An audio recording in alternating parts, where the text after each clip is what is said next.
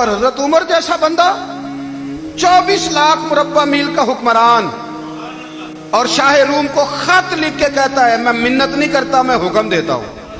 اتنا تگڑا بندہ جنگ قادسیہ کے لیے حضرت سعد بن ابی وقاص کو بھیجا۔ فتوح شام پڑھ کے دیکھیں، حضرت عمر بڑے پریشان ہیں، اتنے دن ہو گئے کوئی رپورٹ ہی نہیں آئی۔ اب تو موبائل ہے نا، تو ایک ایک منٹ کی رپورٹ لیں آپ، بلکہ آپ ایک ایک منٹ کی فوٹو لیں، آپ رپورٹ تو دور رہ گئی۔ حضرت عمر فاروق رضی اللہ تعالیٰ عنہ بڑے پریشان ہیں کہ قادسیہ میں حضرت سعد بن ابی وقاص کے ساتھ لوگ جہاد کرنے گئے، رپورٹ کوئی نہیں آ رہی۔ اتنے پریشان تھے کہ باہر نکل کے نا اس رستے پہ بیٹھ جاتے جو رستہ قادسیہ کی طرف سے آتا تھا، جو بھی آتا جاتا پوچھتے جنگ کے کیا حالات ہیں۔ ادھر جب اللہ نے فتح دے دی نا، تو حضرت سعد بن ابی وقاص رضی اللہ تعالیٰ عنہ نے ایک قاصد کو خط دے کے بھیجا، کہنے لگے عمر کے پاس جاؤ، انہیں اطلاع دو کہ الحمدللہ اللہ نے اسلام کو فتح عطا کر دی۔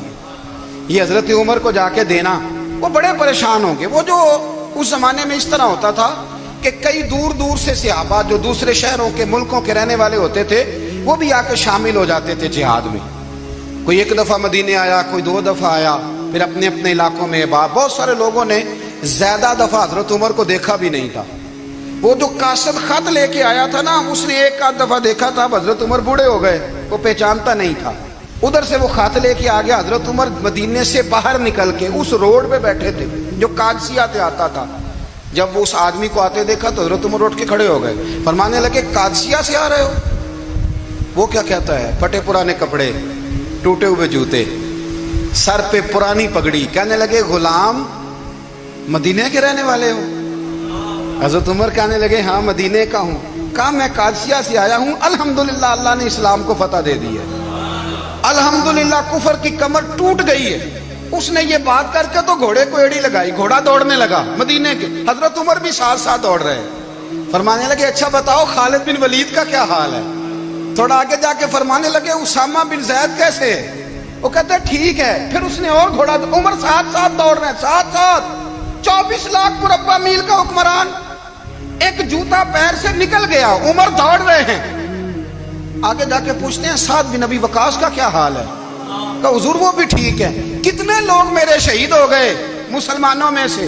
کہنے لگا صحیح گنتی کا نہیں پتا، یہ لفظ ادا ہوتے ہوتے مدینے کی سرحد آ گئی۔ لوگوں نے عمر کو گھوڑے کے ساتھ دوڑتے دیکھا تو کہا امیر المومنین کیوں دوڑ رہے ہیں؟ وہ غلام چھلانگ لگا کے نیچے آیا، قدموں میں بیٹھ گیا، کہنے لگا حضور آپ نے بتایا ہی نہیں آپ امیر المومنین ہیں۔ آپ فرمانے لگے کیا بتاتا؟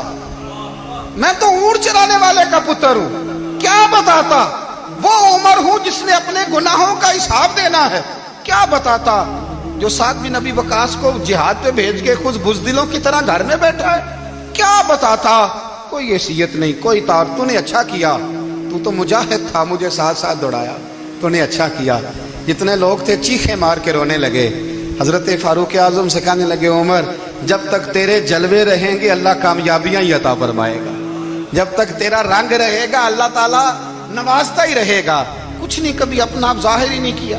بہت بڑے تھے، بہت بڑے تھے حضرت عمر، بڑے تھے۔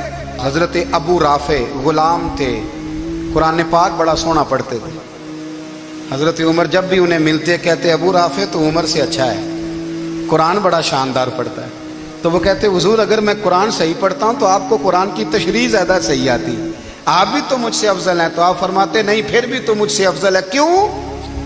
اس لیے کہ تو اپنے آقا کی نوکری بھی ٹھیک کرتا ہے اور رب کی عبادت بھی ٹھیک کرتا ہے، اور مجھے خالی صرف عبادت کرنی ہوتی ہے وہ بھی ٹھیک نہیں کر پاتا۔ ساری زندگی اپنا محاسبہ، ساری زندگی اپنے گریبان میں دیکھا، ساری زندگی اپنے آپ کو پرکھا، اپنے آپ کو ٹٹولا۔ 62 سال عمر بیت گئی۔ حضرت حذیفہ بن یمان ایک صحابی تھے، میرے نبی کریم علیہ السلام نا ان سے راز کی باتیں کرتے تھے۔ ہر بندے کا ہاضمہ ٹھیک نہیں ہوتا، سب سے راز کی بات نہیں کرنی چاہیے۔ حضرت حذیفہ بن یمان کہتے ہیں حضور راز کی باتیں بتاتے۔ مدینہ منورہ میں جو منافقین تھے ان کی لسٹ بھی نبی پاک نے حضرت حذیفہ بن یمان کو دی تھی۔ جب کوئی مشکوک آدمی مر جاتا نا تو صحابہ کہتے ہیں ہم دیکھتے اگر حضرت حذیفہ نے جنازہ پڑھا ہے تو ہم بھی جنازہ پڑھ لیتے۔ نبی پاک نے بھی کچھ جنازے نہیں پڑھے، ترمذی میں ہے، فرمایا عثمان سے جو بغض رکھے اس کا جنازہ نہیں پڑھیں گے۔ حضرت حذیفہ بن یمان اگر جنازہ پڑھتے تو لوگ پڑھتے، وہ نہ پڑھتے تو لوگ جنازہ نہ پڑھتے۔ حضرت حذیفہ بن یمان کہتے ہیں جناب عمر فاروق کی خلافت کے آخری ایام تھے، کچھ دنوں کے بعد وہ شہید ہو گئے۔ فرماتے آدھی رات کا وقت تھا، میں گھر میں سویا تھا بڑا بے فکر، اچانک میرے دروازے پہ دستک ہوئی، میں گھبرا کے اٹھا، اتنی رات کو کون آیا؟ کہتے ہیں قربان جاؤں، دروازے پہ گیا تو امیر المومنین فاروق اعظم دروازے پہ۔ میں نے کہا عمر کوئی حکم تھا تو مجھے بلا لیتے۔ کہنے لگے میں نا امیر بن کے نہیں آیا، تیرا ویر بن کے آیا ہوں۔ امیر المومنین کی حیثیت سے سرکاری کام سے بلاتا تو وہاں بلاتا، مجھے ایک ذاتی کام پڑ گیا۔ کہتے ہیں میں نے عمر کو گھر کی اندر بلا کے چارپائی پہ بٹھایا، میں نے کہا حضور میں غریب آدمی، میں کیا آپ کے کام آ سکتا ہوں؟ تو کہتے ہیں انہوں نے نا مجھے ساتھ بٹھا لیا، پھر میرا ہاتھ پکڑ لیا، کہنے لگے تو عمر کو جانتا ہے؟ عمر جھوٹ نہیں بولتا، تو جانتا ہے عمر وعدوں کا پکا ہے؟ کہا حضور جانتا ہوں۔ کہا میں اس وقت آیا ہوں جب دیکھ بھی کوئی نہیں رہا۔ حضرت حذیفہ بن یمان کہتے ہیں پریشان ہو گیا، حضور پہلیاں نہ بجھوائے، مہربانی کر بتائیں کدھر آئے ہیں؟ حضرت عمر فاروق فرمانے لگے 62 سال کا ہو گیا ہوں، 63 میں چل رہا ہے، داڑھی سفید ہو گئی ہے، پھل پک گیا، اٹھ فریدہ ستیا، داڑھی آ گئی پور، اگا نیڑے آ گئی، پیچھا رہ گئی دور، اب قبر اشر کا معاملہ صاف نظر آنے لگا ہے۔ کہا حضور مجھ سے کیا چاہتے ہیں؟ حضرت عمر رو پڑے، کہنے لگے آج میں عشاء کے بعد نکلا ہوں تو نبی پاک کے صحابہ مجھے نیک کہہ رہے تھے، پھر میں نے بچوں کی ماں سے اور بچوں سے بھی پوچھا ہے، وہ بھی مجھ سے راضی ہیں، پر حذیفہ تیرے ساتھ نبی پاک راز کی باتیں کرتے تھے، سچ بتا کہیں عمر کا نام منافقوں میں شامل تو نہیں؟ سچ بتا ان منافقین میں تو شامل نہیں، کہیں اوپر سے تو نہیں سارا کچھ؟ حضرت حذیفہ بن یمان کہتے ہیں میں باپ کے مرنے پہ اتنا نہیں رویا جتنا عمر کے سوال پہ رویا۔ میں قدموں میں بیٹھ گیا، میں نے کہا نہیں عمر یہ تو میں نے نہیں سنا، لیکن یہ میں نے نبی پاک سے ضرور سنا ہے کہ میرے بعد اگر کوئی نبی ہوتا تو عمر ابن خطاب ہوتا۔ یہ میں نے اپنے کانوں سے سنا ہے کہ عمر جس گلی سے گزرے شیطان رستہ بدل جاتا ہے۔ کہ نبی کریم علیہ السلام نے فرمایا کہ جبریل امین 950 سال میرے عمر کی شان بیان کرے تو عمر کی شان ختم نہیں ہوتی۔ 950 سال اگر حضرت جبریل بھی بیان کریں تو یہ مقام ہے سیدنا فاروق اعظم کا۔ اللہ تبارک و تعالیٰ نے جس طرح سارے نبیوں میں شان حضور کو عطا فرمائی، اسی طرح تمام نبیوں کے حواریوں میں سب سے زیادہ شان حضور کے غلاموں کو عطا فرمائی۔ قرآن مجید میں اللہ کریم نے فرمایا یا ایھا الذین آمنوا قوا انفسکم واہلیکم نارا، فرمایا اے ایمان والو خود بھی جہنم کی آگ سے بچو اور اپنے گھر والوں کو بھی دوزخ کی آگ سے بچاؤ۔ حضرت عمر فاروق نے جب یہ آیت نازل ہوئی تو فوراً عرض کیا یا رسول اللہ صلی اللہ علیہ وسلم اس کا کیا مطلب ہے کہ خود بھی دوزخ کی آگ سے بچو اور اپنے گھر والوں کو بھی بچاؤ؟ تو نبی کریم علیہ السلام نے فرمایا عمر اس کا مطلب یہ ہے کہ جن چیزوں کا اللہ رسول تمہیں حکم دیتے ہیں تم اپنے گھر والوں کو ان چیزوں کا حکم دو، اور جن چیزوں سے اللہ رسول تمہیں منع کرتے ہیں تم اپنے گھر والوں کو بھی ان چیزوں سے منع کرو۔ حضرت عمر فاروق کی زندگی میں جو چیز آپ کو بہت زیادہ ملے گی نا وہ یہ ہے کہ آپ نے جتنا کڑا احتساب محاسبہ باہر والوں کا کیا ہے نا اس سے زیادہ بڑھ کے اپنا اور اپنے گھر والوں کا کیا ہے۔ یہ بڑا عجیب معاملہ ہے کہ ہم جتنے لوگ ہیں ہمارا معیار یہ ہے کہ سامنے والا غلط ہے اور میں ٹھیک، یعنی دوسرے کا بچہ گلی میں نظر آ جائے تو اس کی غلطیاں نکلنی شروع ہو جائیں گی، اور میرا بچہ سارا شہر گھوم آئے ایک ٹائر پہ موٹر سائیکل پہ تو ہم کہتے ہیں کہ ابھی بچہ ہے، انشاءاللہ سیانا ہو جائے گا۔ اگر ابا جی آج تک سیانے نہیں ہوئے کہ اس کو سمجھا لیں تو پھر بیٹے کا سیانا ہونا تو ہو سکتا ہے کہ وہ 60-70 سال لگ ہی جائیں۔ گھر کے اندر جب تک توجہ نہیں ہوتی اور سب سے پہلے جب تک اپنی ذات پر توجہ نہیں ہوتی، میں کہا کرتا ہوں کہ باہر لیکچر چلتا ہے گھر میں عمل چلتا ہے، لیکچر باہر چلتا ہے گھر کے اندر عمل چلے گا۔ باہر تو آپ نے کہہ دیا نماز پڑھا کرو، ختم ہو گئی بات، لیکن گھر میں بچے نماز تب پڑھیں گے جب ان کے والد نماز پڑھیں گے۔ گھر میں کہہ دیا پردہ کرو، پر گھر میں بچیاں پردہ تب کریں گی جب ان کی اماں پردہ کرے گی. گھر کے اندر عمل چلتا ہے, باہر تو چلو بات بھی چل جاتی ہے. تو والد کا جب تک کردار بچے نہیں دیکھتے جب تک, اتنی دیر تک ان کا تبدیل ہونا ممکن نہیں ہوتا. حضرت عمر فاروق رضی اللہ تعالیٰ عنہ نا باہر والوں کا بھی بڑا سخت حساب کرتے تھے. بڑا ایک گورنر صاحب نے لباس بڑا شاندار پہننا شروع کر دیا تھا, تو حضرت عمر نے اتروا کے نا تو انہیں ٹاٹ کا لباس پہنا کے تو اونٹ چرانے کی ڈیوٹی دے دی تھی. اتنا سخت احتساب کرتے تھے. کسائی کی دکان پر بھی 1-2 گھنٹے کھڑے ہوتے تھے. جو آدمی مسلسل 2 دن گوشت خریدتا تھا نا, فرماتے تھے اس کا ٹیکس بڑھا دو, لوگوں کو دال نہیں مل رہی اور یہ روز گوشت کھاتا ہے. حضرت فاروق اعظم, اس کو جزیہ کہا جاتا تھا, یا کچھ اور معاملات ہوتے تو بڑھا دیتے تھے. مسلسل جو 2 دن آدمی گوشت کھاتا تھا, فرماتے تھے مدینے میں غربت ہے, اگر یہ والا نظام تم کرو گے تو غریب لوگ کس کی طرف دیکھیں گے. لیکن اس سے زیادہ بڑھ کر جو ان کی زندگی کا معیار اور سٹیٹس تھا وہ یہ تھا کہ اپنے گھر کا خاص خیال رکھتے, خاص توجہ کرتے. ملک شام سے اور ایران سے کچھ لوگ آپ کی خدمت میں آئے, تو وہاں سے کچھ کنیزیں بھی آئیں ان کے بادشاہ کا پیغام لے کے. شاہ ایران کی کنیز کو ملکہ نے کہا کہ نا حضرت عمر کی زوجہ کو دیکھ کے آنا ذرا کس طرح کی ہے. ہمارے ملک میں کیا کہتے ہیں, خاتون اول, باقی سارے دوؤں میں خاتون اول. ذرا خاتون اول کو دیکھ کے آنا. تو وہ جب آئی نا گھر میں ملنے, تو کہا کہ مجھے میری ملکہ نے کہا تھا کہ عمر کی زوجہ سے, اہلیہ سے ملاقات کر کے آنا. تو حضرت عمر کی اہلیہ نے نا ایک جوڑا کپڑوں کا دے دیا ملکہ کے لیے, اور ایک خوشبو کی شیشی دے دی. اب جب وہ تحفے وہاں گئے تو اس ملکہ نے نا کچھ سونے کا سامان بھیجا, کچھ زیورات بھیجے, کچھ تحائف بھیجے. جب حضرت عمر کے گھر آئے نا, وہ خادم لے کے آیا, اس نے کہا جی آپ کی اہلیہ نے تحفے بھیجے تھے. تو جواب میں شاہ ایران کی بیوی نے, یہاں جس ملک کا وہ سفیر تھا, انہوں نے بھی یہ بھیجے ہیں. تو حضرت عمر فاروق نا وہ تحفے لے کے گھر گئے, تو جا کے کہنے لگے اپنی اہلیہ سے, یہ تو کب سے تحفے تحائف بھیجنے لگ گئی ہے, یہ کب سے نظام شروع ہو گیا؟ تو کہ حضور تحفہ دینا لینا تو ٹھیک ہے, سنت ہے, محبت بڑھتی ہے, تو یہ کوئی قباحت نہیں, اور میں نے اپنی ذاتی استعمال کے لیے جو چیزیں رکھی تھی وہ میں نے دی ہیں. تو حضرت عمر فاروق رضی اللہ تعالیٰ عنہ فرمانے لگے, ہم نے کسی ملک کے ساتھ اور اس کے بادشاہ کے ساتھ ذاتی تعلق نہیں بنانا, تعلق جو بھی بنے گا رسول اللہ کے دین کی برکت سے بنے گا. ذاتی رشتے نہیں ہم نے قائم کرنے. ذاتی آپ کے ملک کی جو ایئر لائن جس کا ہر سال خسارے کا ڈنڈورا پیٹا جاتا ہے نا, وہ ہمارے بادشاہ صاحب اور صدر صاحب اگر غیر ملکیوں کو گھوڑا کبھی بھیجنا ہو نا, گھوڑا, تو پورا ایک جہاز گھوڑا لے کے تحفے میں جاتا ہے. پورا جہاز غریب قوم کا یہ سرمایہ, اور قوم بڑی بادشاہ ہے, لائنوں میں لگ کے ووٹ دیتی ہے. 2 کام ہمیشہ لائن میں لگ کے کرنے, ایک بل لائن میں لگ کے جمع کرانا ہے, اور ایک ووٹ لائن میں لگ کے, تاکہ پھر پورے 5 سال لائن میں ہی لگے رہیں. مرضی سے آپ ووٹ دینا, پر جو بات درست ہے اس کو سنو.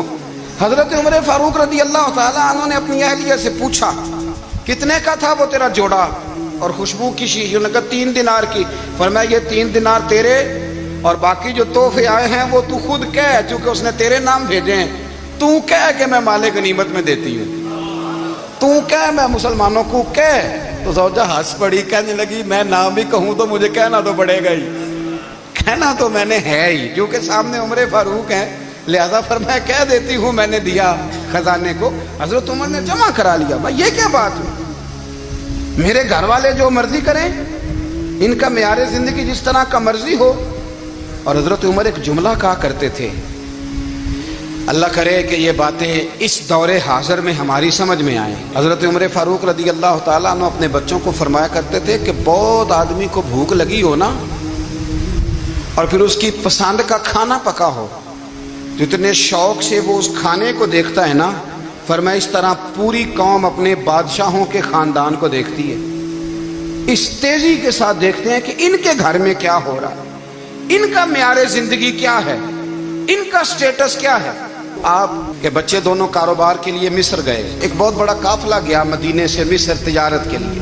تو یہ گئے تجارت کے لیے, تو حضرت عبداللہ ابن عمر, حضرت عبید اللہ ابن عمر, حضرت عمر کے دونوں بیٹے گئے. جناب عمر فاروق کے بچے جب وہاں پہنچے تو مصر کے گورنر نے نا لوگوں کو تعارف کرایا کہ یہ عمر فاروق کے بیٹے ہیں. ایک چھوٹی سی بات کر دوں, یہ چودھری کے بیٹے کو کون بتاتا ہے کہ تو چودھری کا بیٹا ہے؟ बाहर वाले बताते हैं, घर वाले। और सेठ साहब के बेटे को कौन बताता है कि तू सेठ साहब का बेटा है? और मालिक को कौन बताता है कि तू मालिक का बेटा है और ये किराएदार है? ये कौन बताता है? ये सोच हम देते हैं बच्चों को। चौधरी और कम्मी की सोच, अमीर और गरीब की सोच, मालिक और किराएदार की सोच, घर के मालिक की और काम करने वाले की सोच, ये हम देते हैं। याद रखना, ये हम देते हैं, ये हमारा मिजाज है, ये बाहर से नहीं आती। तू कोई शहजादा है, तू सेठ है, तू नवाब है, ये सोच बाहर से नहीं आती। ये अम्मा सोच देती है, अम्मा, ये अब्बा सोच देता है। और फिर जब तबाही उतरती है तो उसके जिम्मेदार भी बाहर वाले नहीं होते, घर वाले होते हैं, घर वाले। हमारे बच्चों की तबीयतों पर ज्यादा नक्श बाहर वालों का नहीं होता, घर वालों का होता है। याद रखिएगा, हजरत उमर फारूक रदी अल्लाह, बच्चे हैं, शहजादे हैं, वो कारोबार करने गए और वहां बताया गवर्नर साहब ने कि ये फारूक आजम के बच्चे अमीरुल मोमिनीन के। लोगों ने उनसे ज्यादा माल खरीदा, तिजारत में ज्यादा नफा हुआ। जाहिर है कि वो आपके जो अल्लाह खैर करे हुक्मरान है, उनके कारोबार कितने मुल्कों में हैं, किस बुनियाद पर हैं? वो सिर्फ इस बुनियाद पर कि वो हुक्मरान रहे, उनके लिए आसान था बड़े लोगों से ताल्लुकात बनाना।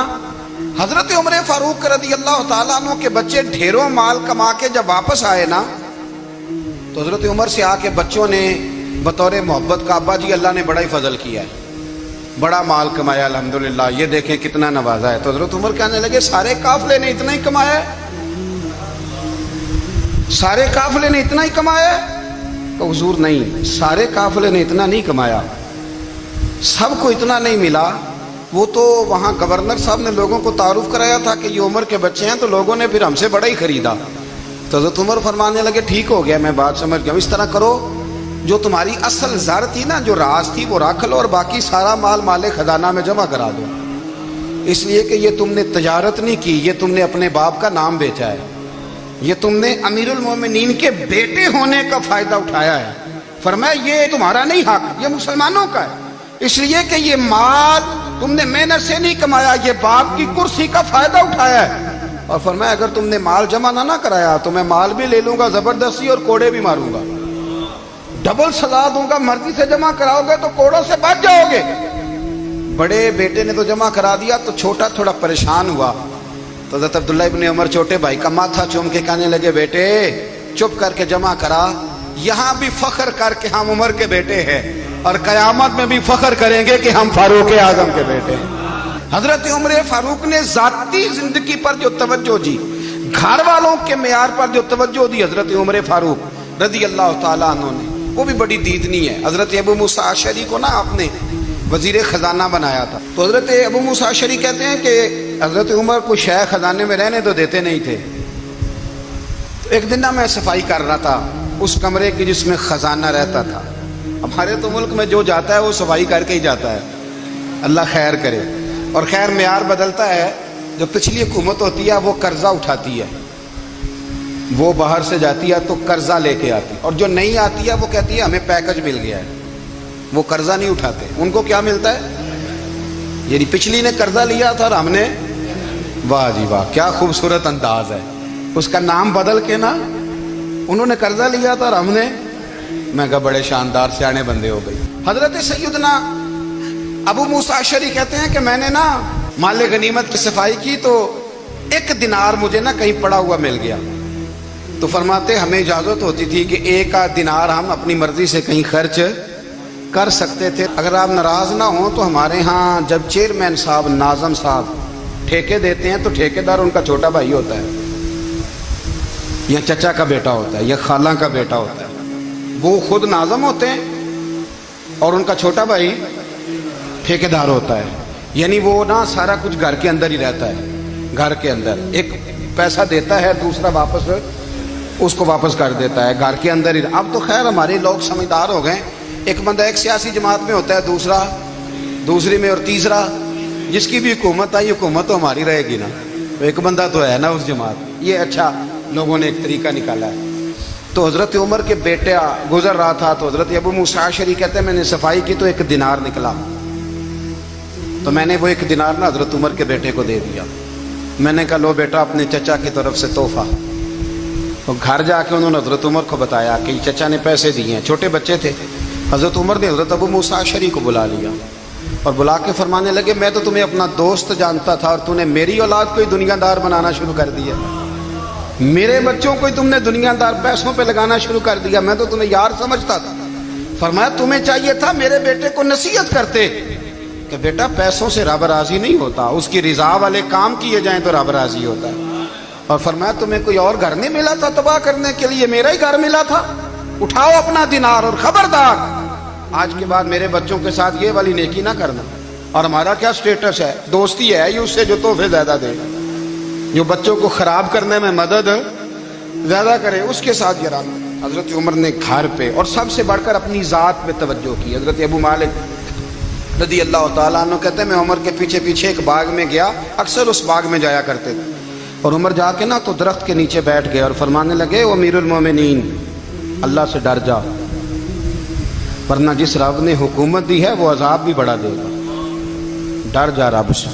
कभी सारी जिंदगी हजरत उमर ने अपना कोई तारुफ नहीं कराया, कभी नहीं।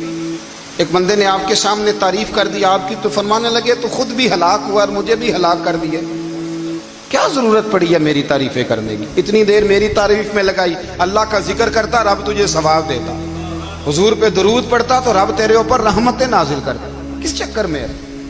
आज जितना अच्छी कोई खुशामद करे उतनी अच्छी वजारत मिलती है, जितनी अच्छी उसको जो है वो चापलूसी करनी आया दर्जा भी उसे उतना ही अच्छा मिलता है। हजरत उमर फारूक रदी अल्लाह तआला अन्हु आपके बेटे कहते हैं, साहिब फतूह शाम ने लिखा है, आपके साहिबजादे कहते हैं मैं निकला तो मेरे अब्बा जी ना अपनी पुश्त पर मशकीज़ा रख के कुएं से पानी भर के आ रहे थे। मैं दौड़ के आगे गया, मैंने कहा अब्बा जी मुझे दे दे। फरमाने लगे बेटा तेरा क्या ख्याल है, कोई और नहीं था मशकीज़ा भर के लाने के लिए, तेरा क्या ख्याल है? कहा अब्बा जी बड़े लोग थे पर आप क्यों उठा रहे हैं? फरमाने लगे नफ्स ना जरा मेरा बड़ा हो गया था, इसे जरा जलील कर रहा हूँ, जरा अपना मुहासबा कर रहा हूँ, ये मुझे कह रहा था तो बड़ी चीज है, तो मैं ना अभी मशकीज़ा घर रख के आऊंगा, फिर तेरी माँ ने मुझे कहा है कि घर में लकड़ियां कोई नहीं जलाने के लिए, फिर मैं जंगल से लकड़ियां काट के लाऊंगा। अमीरुल मोमिनीन बन के ना तो मेरा नफ्स थोड़ा बड़ा हो गया। अब यकीन करें हमारा आजमा खराब हो जाता है जब तक हमारा तारुफ सही ना हो, हमारा तारुफ ठीक ना हो, मैं ये होता हूँ मैं वो होता हूँ, छोड़ मिट्टी देते मिट्टी रहना ही, मिट्टी देते मिट्टी देते मिट्टी रहना ही, एवी कादी बल्ले बल्ले अज मिट्टी दे उत्ते बंदिया ते कल मिट्टी दे थल्ले, मिट्टी देते मिट्टी रहना ही, कादी बल्ले। मुझे पूछ लो, मुझे जान लो, मेरा नाम ले लो, मैं भी आया हूँ, मैं भी होता हूँ, मेरा भी ये तज़किरा है। जिसको अपना तारुफ कराना पड़ गया उससे भी ज्यादा कमजोर कोई है, फोटो में दिखाता फिरता है फलाने के साथ फोटो फलाने, तो कमजोर बंदे ये काम